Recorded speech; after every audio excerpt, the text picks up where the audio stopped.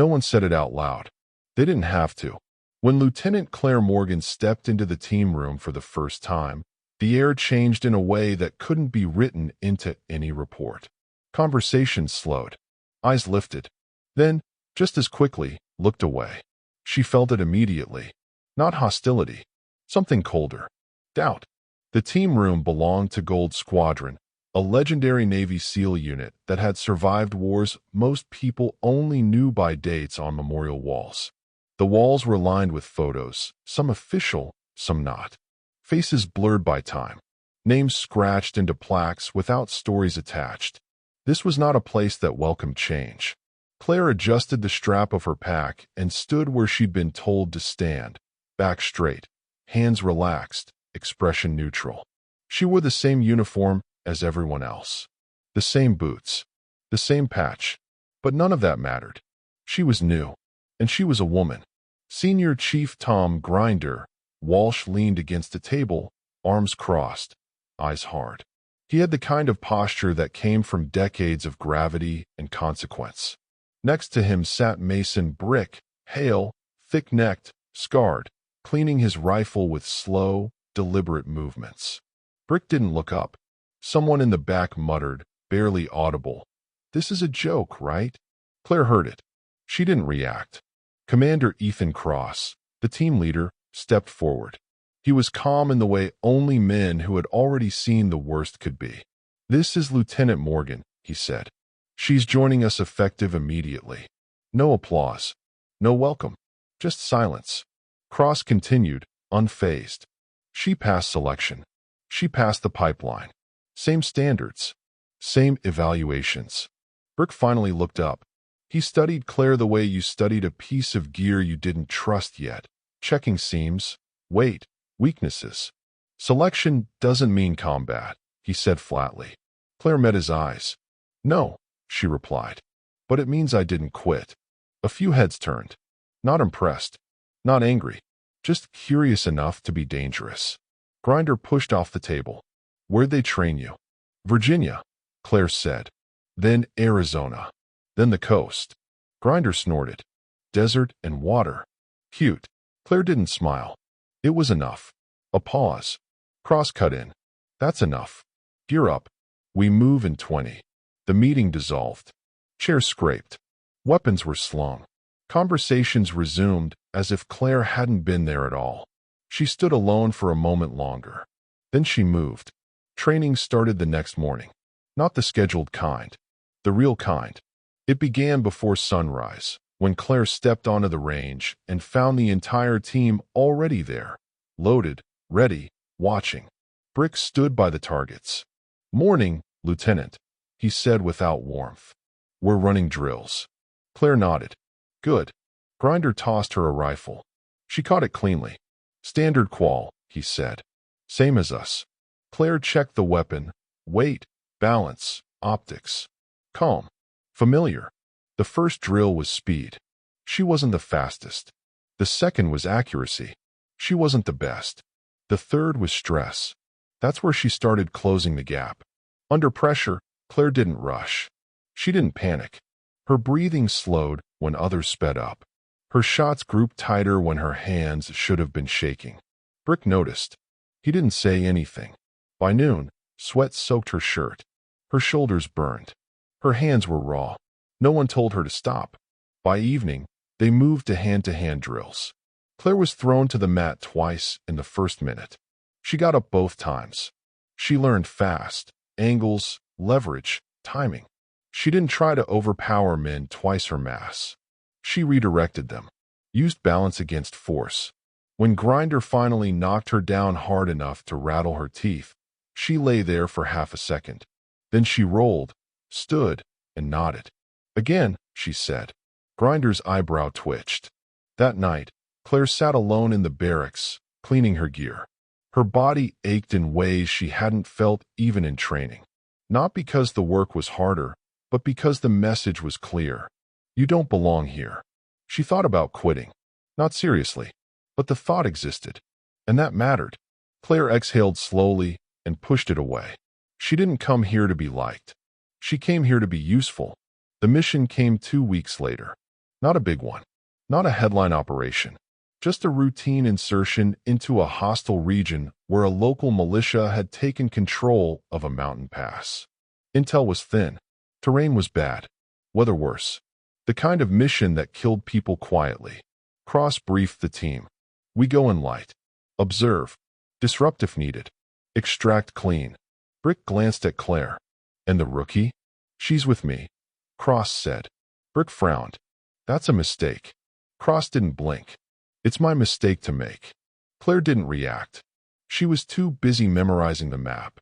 They inserted at night. Cold wind. Thin air. The kind that punished mistakes. Claire moved at the back of the formation, careful not to break rhythm. She watched how the team moved. Spacing, silence, trust built over years. She didn't have that yet. She knew it. The ambush hit fast. Too fast. The first explosion tore through the trail behind them, cutting off retreat. Gunfire erupted from above, controlled, disciplined. Contact! Brick shouted. The team scattered for cover that barely existed. Claire dropped behind a rock outcrop, heart pounding, but her mind was clear. She saw it before anyone else did. The enemy wasn't trying to kill them. They were hurting them, funneling them toward the ravine. Claire looked at the terrain, then at the map in her head, then at the narrow channel ahead. Her stomach tightened. That ravine wasn't an exit. It was a trap. She keyed her mic. "Sir," she said, "we can't go forward." Brick snapped. "Stay in your lane." Claire didn't hesitate. That ravine dead ends. They'll collapse it from above. Cross turned. "You sure?" "Yes." "How?" "I studied this pass 6 times," she said. "The erosion patterns don't match an exit route." Gunfire intensified. Brick swore. "We're running out of options." Claire took a breath. "There's another route," she said. "Dry creek bed. 50 meters left. Steep, but it puts us under their firing angle." Silence. Then Cross spoke. "Brick." Brick hesitated, then nodded. "Move." They shifted. The enemy fire faltered. The ravine exploded seconds later, rock and dirt collapsing where they would have been. Claire didn't look back. They extracted bruised, shaken, but alive. Back at base, no one spoke for a long time. Finally, Brick set his rifle down and looked at Claire. "Where'd you learn to read terrain like that?" Claire wiped sweat from her face. "I grew up hiking with my father. He taught geology." Brick stared, then nodded once. It wasn't praise, but it was the beginning. The next day, nobody congratulated her. No one clapped her on the shoulder and said, "Good catch, rookie." There were no smiles, no quiet jokes about how the lieutenant had saved their skin. That wasn't how Gold Squadron worked. In their world, survival was not a victory. It was the minimum. Claire walked into the team room expecting at least a shift in air. Something. A glance that didn't slide away. A nod. A grudging acknowledgement. Instead, the room felt exactly the same. Hard, insulated, indifferent. Brick sat at the table, cleaning his rifle again, hands moving with the same slow certainty. Grinder stood near the coffee machine, already in an argument with someone from another team about something Claire didn't care to understand. Cross was at the whiteboard, reviewing a map with 2 operators who hadn't been on the mission. Claire set her pack down and began checking her kit without looking around. She learned quickly. If you looked like you needed acceptance, you never got it. Cross approached after a minute. He didn't smile, but his voice held something warmer than it had yesterday. "Good call on the pass," he said quietly. Claire kept her focus on the straps. It was obvious. Cross shook his head. It wasn't. Not under fire. She paused, then nodded once. It wasn't humility. It was control. Cross leaned closer. "Don't expect them to change overnight." Claire's jaw tightened. "I don't." He studied her for a second. "But you want them to." Claire didn't answer. Cross left it there. The backlash came 2 days later. It wasn't loud. It wasn't direct. It wasn't the kind of hostility you could report. It came in the form of extra training sessions that weren't on any schedule. It came in accidental exclusion from briefings that happened at the last minute. It came in silence. And then it came in Grinder. He intercepted her on the way to the range before sunrise, when the base was still half asleep and the air tasted like metal. "Rookie," he said. Claire didn't correct him. She never did. Grinder tossed her a weighted vest. "Put it on." Claire caught it, felt the weight. Heavy. Excessive. "For what?" she asked. "For proving yesterday wasn't luck," Grinder replied. "Or proving it was." Claire slid the vest over her shoulders without complaint. "What's the drill?" Grinder's smile was thin. "Everything." He led her to the obstacle course behind the hangars, an ugly sprawl of rope climbs, walls, mud pits, and narrow tunnels designed to teach one lesson. Your body would fail before your will did. Brick was there too, leaning against a post, arms crossed. Two other operators stood nearby, watching like people in a courtroom waiting for a verdict. Grinder pointed at the course. "You run it. Full kit. No breaks." Claire looked at the walls, the rope, the mud. She could do it. Painfully, but she could do it. Then Grinder added, "And you carry this." He dropped a rescue dummy at her feet. It was heavier than her. Claire stared at it for half a second. Brick spoke without shifting his weight. "That's what we carry when things go wrong." Claire nodded slowly. "Okay." Grinder raised an eyebrow. "Okay." Claire tightened the straps on her vest. "You said no breaks." Grinder's grin sharpened. "Good. Go." Claire hooked her arms under the dummy's straps and dragged it forward. The first 10 meters were manageable. The next 10 burned. The dummy snagged on rough ground, forcing her to adjust her grip. Her lungs tightened. Sweat formed immediately beneath the vest. By the time she reached the first wall, her hands were shaking. She didn't stop. She climbed the wall with the dummy's strap wrapped around her forearm, using her legs and teeth and stubbornness. She hauled the dead weight up and over, then dropped down the other side hard enough to jar her spine. Mud swallowed her boots. The dummy sank with her. Claire gritted her teeth and pulled anyway. The men watching didn't cheer. They didn't need to. They were waiting for the moment she would ask for help. She didn't. 30 minutes in, her arms felt like they'd been filled with sand. Her shoulders screamed.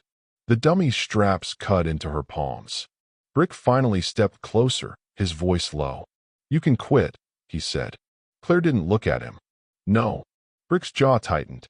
"This isn't about pride." Claire dragged the dummy another meter, then another, breath ragged. "It's not pride. It's the job."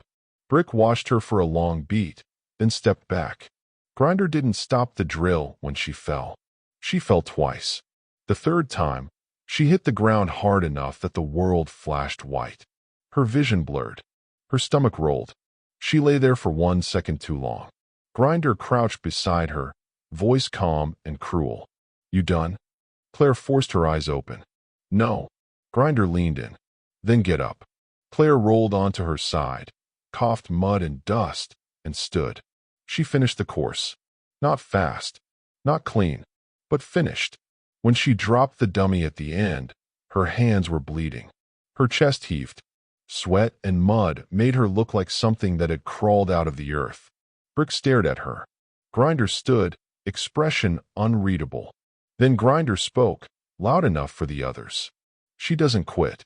It wasn't praise. It was a warning to everyone who'd hoped she would. Claire thought that would be the turning point. She was wrong. The next mission wasn't in the mountains. It was in a city, tight corridors, rooftops, civilian noise like fog. The brief said capture, not kill. A mid-level coordinator. A man who knew where money moved, where weapons moved, where people disappeared. They hit the building before dawn. Claire took rear security, assigned to hold the stairwell while the entry team cleared rooms above. Her pulse was steady. She'd trained for this. She heard the breach upstairs, muffled explosions, shouted commands. Then silence. Then the sound that turned her blood cold. A woman screaming. Not enemy. Not teammate. Civilian. Claire's eyes snapped to the dark hallway leading deeper into the building. The scream came again, closer. She keyed her mic, possible civilian in distress, lower level. Brick's voice snapped back. "Hold your position." Claire hesitated. The scream came again, raw and desperate. Her training told her to hold. Her instincts, older than training, told her something else. Claire moved. Just 2 steps. 3. Down the hallway, weapon up, clearing angles. The door at the end was cracked open. The scream came from behind it. Claire pushed through. Inside was a small room lit by a single weak bulb. A woman crouched in the corner, hands over her head, shaking. A teenage boy lay beside her, eyes wide, and standing over them. A man with a rifle, not part of the target structure, not the coordinator, just a guard, low level, but armed and alert. He spun toward Claire, surprised. Claire fired instinctively. 1 shot. Center mass. The man dropped. The woman screamed again, this time in terror at the gunfire. The boy stared at Claire like she'd become a monster. Claire lowered her weapon slightly, breathing hard. "It's okay," she said, voice soft. "It's okay." The woman didn't understand her words, but she understood her face. For a moment, the room held stillness. Then Brick slammed into the doorway behind her. His eyes went immediately to the body on the floor, then to Claire. "What did I say?" he hissed. Claire's stomach tightened. There was a threat. "You broke the stack," Brick said. "You left your assigned lane." Claire's voice rose, despite herself. There were civilians. Brick stepped closer, jaw clenched. "And now we have an unaccounted shot fired. We have noise. We have risk. You don't get to freelance in this job." Claire felt her throat tighten. "So I should have let him." Brick cut her off. "You should have called it, held, and waited for clearance." Claire's hands shook, not from fear, but rage. He would have killed them. Brick's eyes didn't soften. Maybe, maybe not. But you don't gamble the whole team on your feelings. That word hit her like a slap. Feelings. Claire stared at the civilians in the corner. The woman trembling. The boy staring, alive because she'd moved. She looked back at Brick. "You want me to be a machine?" she said quietly. Brick's voice dropped low and dangerous. "I want you to be predictable." The two stared at each other. Then Cross's voice crackled over comms. "Report." Brick keyed his mic, controlled. "Lower level clear. 1 guard down." Cross paused. "Any civilians?" Claire answered before Brick could. 2. Alive. Silence. Then Cross. "Bring them out. Fast." Brick glared at her, then turned away. Back at base, Claire waited for the official consequences. The reprimand. The formal warning. The paper trail that would mark her as unreliable. Instead, Cross called her into his office. He sat behind a plain desk, no trophies, no clutter. His face was tired. "You acted," he said. Claire stood at attention. "Yes, sir." Cross studied her. "You were right about the threat." Claire didn't relax. Cross continued. "You were wrong about process." Claire swallowed. "Understood." Cross leaned forward. "You want them to trust you, Morgan? Then you have to be more than brave. You have to be disciplined." Claire nodded slowly. "I am." Cross's eyes narrowed. "No, not yet. You're still trying to prove you deserve to be here. That makes you dangerous." The words sank in. Dangerous. Not because she was weak, but because she was driven. Cross's voice softened slightly. "The day you stop trying to prove it is the day you become what we need." Claire held his gaze. "What do you need?" she asked. Cross paused. "A decision maker," he said. "Not a performer. Not a symbol. A real operator." Claire's chest tightened. Cross stood. "Now go. And be smarter." Claire left the office with a new weight in her chest. Not shame. Understanding. She hadn't earned respect yet. She'd earned attention. And in Gold Squadron, attention was the most dangerous thing you could have. The mission that changed everything didn't look dramatic on paper. It was labeled as a time-sensitive disruption in a coastal region that had become a corridor for weapons and human trafficking. A hostile cell had seized a municipal port and turned it into a choke point, taxing everything that moved, executing anyone who resisted, funneling cash into larger networks. The target was simple: a meeting, a courier, a flash drive that contained routes, names, and future shipments. If they got the drive, they could roll up the next layer. If they didn't, The network would mutate and disappear. That was the brief. The reality was a city built like a trap. The port district was a maze of warehouses, cranes, and narrow streets running between concrete buildings that trapped sound. The air smelled of salt, oil, and rust. At night, fog rolled in from the water, dulling visibility and turning every light into a smear. Gold Squadron inserted just before midnight. Hawk and Cross moved with the certainty of men who had done this too many times. Brick stayed close, his expression set like stone. Grinder was already irritated by something he hadn't said out loud yet. Two other operators flanked the formation. Claire moved with them, not as a mascot, not as a female operator in someone else's narrative.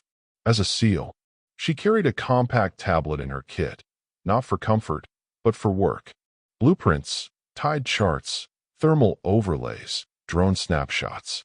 Claire had gotten quiet about her habits after the stairwell incident. She didn't push. She didn't freelance. She spoke only when she had something worth saying. It wasn't fear that changed her. It was respect for process. Still, she felt the eyes on her. Brick's eyes, mostly. Not hostile anymore, but sharp, measuring, like he was waiting for her to prove something, one way or the other. They approached the warehouse district from the north, moving through a strip of abandoned storefronts. The fog off the water was thick enough to make the streetlights useless. Their night vision painted everything in muted green, turning the world into a ghost film. Cross halted them near a brick wall and signaled. Hold. They listened. Somewhere inside the warehouse complex, engines idled. Voices carried faintly through metal corridors. A dog barked once, then stopped. A door slammed. Claire's mind assembled a mental map as Cross whispered the plan through comms. Brick and Grinder take the east entry. I'll take Claire and Rook through the west. We meet in the center, confirm target, extract. Simple. Clean. Fast. Claire watched the fog swirl around the corner of a building like smoke. Something felt off. She didn't say it yet. Her job wasn't to feel. It was to know. They moved. West entry was a narrow alley that funneled them between a warehouse wall and a line of stacked shipping containers. The containers were rusted, dented, tagged with faded company names that no longer mattered. Claire's boots made almost no sound. But sound wasn't the only thing that gave you away. Heat, pressure, pattern. Halfway down the alley, Claire noticed something small, so small most people wouldn't have registered it. A thin strip of plastic near the ground. Not trash. A tension line. Her stomach tightened. She lifted her fist, an immediate silent stop. Cross froze, then glanced back. Claire pointed with two fingers. Cross crouched, eyes narrowing. He saw it. Tripwire. He signaled, back. Slow. Too late. A click. The world flashed white. The explosion wasn't massive, but it was perfect, designed to seal exits, not to collapse buildings. It blew out the stacked containers behind them, spilling metal and debris into the alley like a barricade. The street behind was gone. An instant later, gunfire erupted from above. Rooftops. Catwalks. Broken windows. They had been walked into a channel and locked inside it. Contact. Cross barked. Claire dove behind a container corner, her shoulder slamming into steel. The impact stole breath. She forced it back and returned fire in controlled bursts. But the enemy's angles were clean, disciplined. Not a street gang. Not amateurs. This was a prepared kill zone. East team report. Cross yelled into comms. Static. Then Brick's voice, strained. We're hit too. They funneled us. We're pinned. Cross's jaw tightened. They knew. Claire's eyes swept the alley again. They were trapped between containers and warehouse walls, with high ground firing down. There was no flank path. Every route was straight and exposed. Classic. And deadly. Grinder's voice cut through comms, sharp. They're hurting us like cattle. Cross stared into the fog beyond the alley mouth. Then he said the words every operator hated. We're locked. Claire felt her heart kick once. This was the moment where discipline alone wouldn't save them. Because discipline worked when you could execute a plan.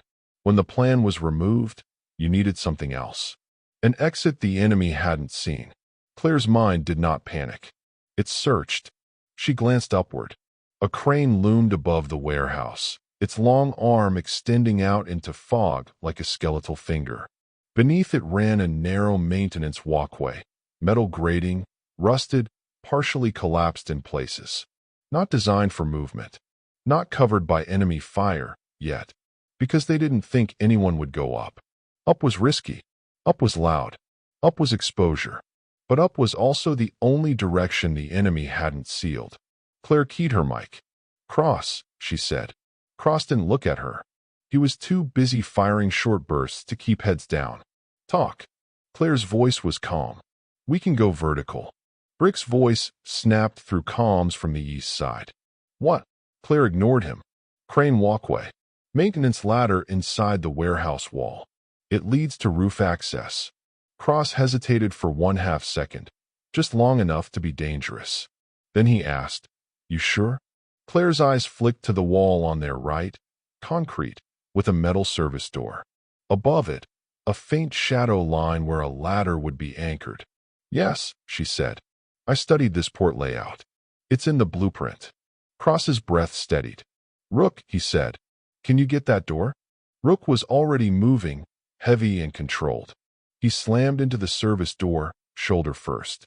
It resisted, then gave with a shriek of metal that felt too loud.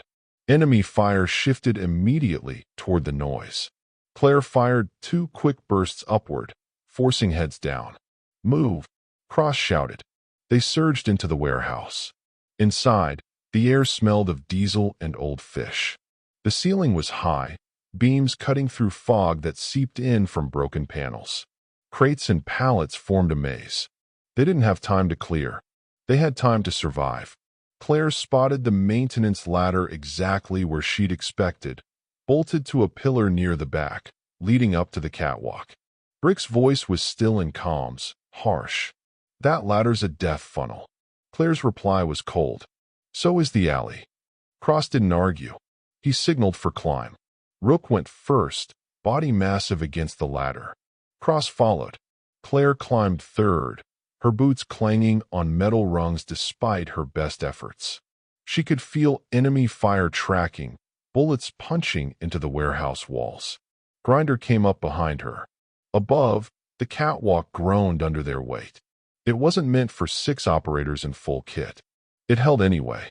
For now, they moved along the grating, crouched low, weapons angled upward. The fog outside the warehouse roofline made visibility worse, but also made them harder to target. The enemy hadn't expected them to climb. That was the point. But expectation adapted quickly. Gunfire erupted from the rooftop. Tracers cut through the fog like red knives. Rook dropped to one knee and returned fire. Grinder tossed a flashbang upward, the explosion illuminating fog into a white bloom. They broke through the roof access hatch and stepped into a new hell. The rooftop was wide, open, slick with moisture. The crane arm rose to their left, disappearing into fog. Beyond it, lights from the port flickered like a distant city. Enemy fighters were already moving, fast, disciplined, taking positions behind ventilation units. This wasn't random. This was layered. They had planned for escape routes. They just hadn't planned for this one. Claire's lungs burned. Her hands were steady anyway. Cross shouted, "To the crane. We need distance." Brick's voice cut in, furious. "You're going to run onto a metal stick in the fog." Claire spoke before Cross could. "It's not a stick," she said. "It's a bridge." She didn't explain further. She didn't have time. They sprinted toward the crane base, bullets snapping behind them. Claire felt the hiss of a round pass close enough to touch her sleeve. Rook reached the crane ladder first and began climbing. Cross followed. Grinder and Brick covered from below, firing controlled bursts. Claire glanced back. Enemy fighters were closing. Not panicked. Not reckless. Professional. The kind that didn't stop. Claire climbed. At the top, the crane arm walkway was narrow, metal grating with no rails on one side. Below was darkness and water and the certainty that a fall would end in silence. Wind cut across her face, cold and wet. The fog was thick enough that she couldn't see the end of the crane arm, but she could see something else. A light. A small green signal light near the far end of the crane. Maintenance access point. From there, the arm connected to a secondary platform that bridged to another warehouse roof. A path. A real path. Claire's pulse stayed steady. She moved forward along the crane arm, one step at a time, crouched, keeping her center low. Behind her, Cross followed. Rook led. Grinder and Brick came last, covering. Enemy rounds snapped into the crane metal, sparks flying. The sound was deafening up here, a ringing, metallic scream. Claire didn't look down. She didn't look back. She moved. Halfway across, Brick's voice came through comms, tight and surprised. "Rookie." Claire didn't answer. "Your way works," Brick admitted. Claire's jaw tightened. She didn't need the words, but she felt them. They reached the maintenance platform and dropped onto the secondary roof just as enemy fighters poured onto the crane behind them. Cross signaled. Grinder tossed a charge onto the crane arm base, not to destroy it entirely, but to make it unusable. The explosion tore through metal. The crane arm groaned, sagged, and collapsed into the fog. The enemy fighters disappeared with it, swallowed by distance and gravity. Silence followed. Not peace, but breathing room. Cross leaned against a vent unit, chest heaving, eyes scanning. He looked at Claire. For the first time, it wasn't doubt in his gaze. It was recognition. "You just saved us," he said. Claire wiped moisture from her cheek, keeping her voice flat. "I used a blueprint." Brick stepped closer, face tight. His eyes met hers. "You were right," he said, and it sounded like it cost him something. Claire nodded once. No smile, no triumph, just the truth. They had been trapped. And her knowledge, quiet, unglamorous, earned, had opened a door. They didn't stop moving. That was the rule after a close escape. Don't give adrenaline time to turn into doubt. Gold Squadron flowed off the secondary roof in disciplined silence, slipping through maintenance corridors and down fire stairs that smelled of rust and damp concrete. Claire moved with them, breathing controlled, mind already shifting from escape to objective. They hadn't come here just to survive. They still needed the drive. Cross checked his watch. "We're behind schedule, but not blown yet. The courier should still be inside Warehouse C." Brick looked back toward the collapsed crane arm, fog still swallowing its remains. "They'll adapt." "They always do," Cross replied. "We adapt faster." His eyes flicked to Claire for half a second. Not questioning. Accounting. That was new. Warehouse C was darker than the others. Less light spill, fewer windows. A place designed to hide movement, not encourage it. The fog clung to the open loading bay like a living thing, creeping along the floor. Claire crouched near a stack of pallets while Cross and Rook scanned ahead. Her mind replayed the layout she'd memorized days earlier. Conveyor belts. Office mezzanine. Emergency stairwell on the south wall. She felt the weight of something new, not pressure, but responsibility. They were listening now. Inside, voices echoed faintly. At least 3 people. Maybe more. One of them was laughing. Claire felt a flicker of anger. Quick, dangerous, but she buried it. Emotion clouded timing. They breached clean. Flashbang. Entry. Commands barked in controlled bursts.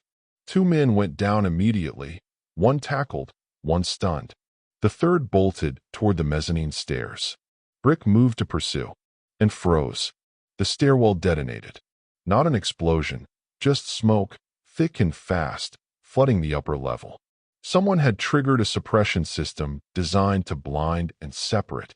Contact moving. Grinder shouted. Gunfire cracked through the haze. Claire dropped to a knee, heart hammering. Visibility dropped to nothing. Thermal would help, but not enough in close quarters. This was where people made fatal assumptions. Claire didn't assume. She listened. Footsteps, uneven, fast, favoring the right side. The courier was injured. She keyed her mic, Target wounded. Limping. Heading south. Brick's voice came sharp. How do you know? Claire didn't answer. She moved. She slid along the wall, keeping contact with the concrete, counting steps. Her breathing slowed. She reached the emergency stairwell and paused, listening again. The man coughed above her. She ascended quietly. At the top, the mezzanine office was half lit by a flickering bulb. The courier lay against a desk, clutching his side, a small drive clenched in his fist like a talisman. He raised his weapon weakly. Claire didn't rush. She spoke. Put it down, she said, voice calm, steady, impossible to ignore. You're bleeding out. The man stared at her, confusion mixing with fear. You're not. She stepped closer. I don't want to kill you, but I will if you make me. Her weapon never wavered. The man's hand shook. Then the drive slipped from his fingers and clattered to the floor. Claire kicked it away, closed the distance, and disarmed him in one smooth movement. By the time Brick reached the mezzanine, the man was restrained, breathing shallow but alive. Brick stared at the scene, then at Claire. You read him, he said quietly. Claire nodded. He wasn't thinking like a fighter anymore. He was thinking like someone who wanted to live. Brick exhaled through his nose. Good call. 2 words. They landed heavier than any compliment. Extraction wasn't clean. It never was. The port lit up behind them as they moved. Vehicles starting, radios barking, distant shouts echoing off concrete. Someone had pulled a wider alarm. They moved fast toward the waterline, skirting stacked containers and fuel tanks. Halfway there, gunfire erupted from the east. They dove for cover behind a line of rusted trucks. Rook cursed. They're cutting us off. Cross glanced at the route, then back at the team. We don't have time to flank. Brick shifted his weight, eyes scanning. We hold and punch through. Claire's mind raced. Punching through would cost them time. Time they didn't have. She saw it then, a gap between 2 container stacks, barely visible, blocked by debris and shadow. Not an obvious route, but a route. She keyed her mic. There's a service corridor between those stacks, she said. It leads straight to the waterline. Brick looked at her. Too narrow. Claire met his eyes. Wide enough. A burst of rounds sparked off metal near them. Cross made the decision instantly. Morgan lead. Claire didn't hesitate. She moved first. They followed. The corridor was barely shoulder width in places, littered with cables and trash. The team moved in single file, weapons up, bodies pressed close to steel. Enemy fire chased them, but couldn't angle properly. They burst out onto the dock just as the extraction boat surged forward, engine roaring. Rook jumped first. Grinder followed. Brick covered until the last second. Claire turned to follow, and felt a sharp impact against her plate carrier. She stumbled, heart slamming. Brick grabbed her vest and dragged her into the boat as it pulled away. A round had struck her armor. It hadn't penetrated. The impact left her breathless, stunned, but alive. Brick crouched beside her, eyes fierce. You good? Claire nodded, forcing air back into her lungs. Yeah. Brick stared at her for a second longer. Then he nodded once. Back at base, the debrief was shorter this time. No lectures. No raised voices. Cross laid the drive on the table. This rolls up 3 cells. Silence. Then Grinder spoke, gruff. We don't get this without her. Brick didn't argue. He leaned back in his chair, eyes on Claire. You earned it, he said. That was all. No speech. No ceremony. Claire felt something settle inside her chest. Not pride, but relief. She hadn't come here to prove women were equal.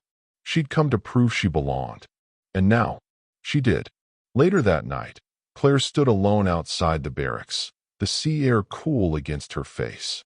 The port lights flickered in the distance, harmless now. Footsteps approached. Brick stopped beside her, hands in his pockets. You know, he said, when you showed up, I thought you were a liability. Claire didn't look at him. I know. Brick nodded. I was wrong. She turned then, meeting his gaze. I didn't need you to believe in me, she said. I needed you to listen. Brick smiled faintly. Fair enough. They stood there in silence, watching the water. For the first time since she'd arrived, Claire didn't feel like a guest. She felt like part of the weight that held the place together. The recognition didn't come all at once. There was no ceremony, no speech, no moment where someone clapped Claire on the back and said, "You're one of us now." That wasn't how Gold Squadron worked. Respect arrived quietly, like a door left open that used to be closed. It started with the small things. On the next briefing, Brick slid a chair out for her without thinking about it. Grinder asked for her read on terrain before Cross did. Rook waited half a second longer when she spoke, letting her finish instead of cutting in. No one announced the change, but Claire felt it. She was no longer the variable. She was part of the equation. 2 weeks later, they deployed again. Different country, different names, same patterns. This mission wasn't flashy. No cranes, no fog, no desperate escapes. It was a long-range reconnaissance and interdiction along a river valley where insurgents moved weapons at night, using fishing boats and footpaths carved into the hills. Slow work, patient work, the kind of work where mistakes didn't explode, they accumulated.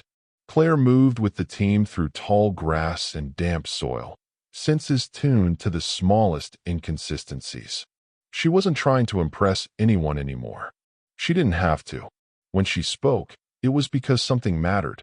"Sound carries weird here," she murmured at one point. "Water reflects it back up the slope." Cross nodded immediately. "Adjust spacing." No argument. No hesitation. Brick glanced at her and gave a short nod, the kind that said, "I heard you." That was enough. The contact came just before dawn. Not an ambush, more of a collision. 2 enemy scouts moving along the riverbank ran straight into Gold Squadron's perimeter. There was confusion, shouting, a burst of fire. Then one of the scouts broke and ran uphill. Brick raised his rifle to pursue. Claire saw it before anyone else. The ground ahead wasn't solid. Years of water erosion had hollowed the slope beneath a thin layer of grass. From above, it looked stable. From below, it was a trap. "Brick, stop!" Claire shouted. Brick froze mid-step, boot hovering inches above the ground. The soil collapsed anyway, just beyond him, sliding into the river with a dull, heavy sound. Brick looked down, then back at Claire. His face tightened, not with fear, but with the cold realization of how close he'd come. He stepped back slowly. "Good catch," he said. Not quietly, not privately, in front of everyone. The moment passed quickly. The remaining scout disappeared into the hills. The team reset, secured the area, continued the mission. But something fundamental shifted. That night, as they sat in a temporary hide overlooking the river, Grinder passed Claire a thermos without comment. She took it. They watched the water move below them, dark and indifferent. Brick spoke without looking at her. "You didn't save us once," he said. "You saved us over time." Claire didn't answer right away. Finally, she said, "That's the job." Brick nodded. "Exactly." The final mission of that rotation came unexpectedly. An emergency call. A unit pinned down in a mountain village after a deal went wrong. Enemy fighters flooding in from the hills. Civilians trapped. The terrain was brutal. Tight streets, steep angles, blind corners. Gold Squadron moved fast. Claire felt the old tension rise. Not fear, but focus. They entered the village under fire, smoke drifting between stone buildings. Shouts echoed off walls. A burst of automatic fire cut across the square. Cross shouted orders. Brick moved to flank. And hesitated. He looked at Claire. Just for a second. But the question was there. She scanned the rooftops, the slope of the street, the way the smoke moved. "Left alley," she said. "It curves. Gives us cover from the ridge." Brick didn't ask why. He turned and went. The team followed. They reached the pinned unit, stabilized the situation, extracted under pressure, but alive. All of them. Later, as the helicopter lifted away from the village, Cross leaned back against the bulkhead and finally spoke what no one else had. "You were never the problem," he said to Claire. "We were." Claire met his gaze. "You weren't wrong to doubt me." Cross raised an eyebrow. No, he asked. No, she said. You were wrong to stop there. Cross smiled faintly.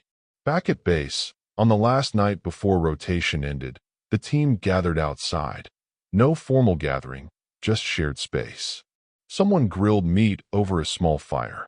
Someone else told a bad joke. Brick sat beside Claire on a low wall, staring at nothing. You know what people will say, he said. Claire shrugged. They'll say what they want. They'll say you proved women belong here. Brick continued. Claire thought about the crane, the riverbank, the village. No, she said. I proved I belong here. Brick nodded slowly. That's better. They sat in silence for a while. Then Brick stood. When he left, he didn't look back. He didn't need to. On her last day with Gold Squadron, Claire packed her gear like she always did. Methodical, precise. No souvenirs. No photos. Just readiness. Cross met her at the door. Where to next? He asked. Claire slung her pack over her shoulder. Wherever the work is. Cross nodded. Doors open. Claire paused. I know. She stepped out into the sunlight. Not as a newcomer. Not as a symbol. But as an operator who had earned her place. Not by asking for it. Not by demanding it. But by carrying weight when it mattered. Somewhere behind her, Gold Squadron went back to work. And somewhere ahead, there would be another team, another doubt, another moment where the math would break, and someone would need a mind that stayed clear when everything else fell apart. Claire kept walking. If you enjoyed this story, subscribe to Epic Recon Stories. Here we tell the missions that never made the headlines, the decisions made in silence, and the people who carried them. More stories are coming soon.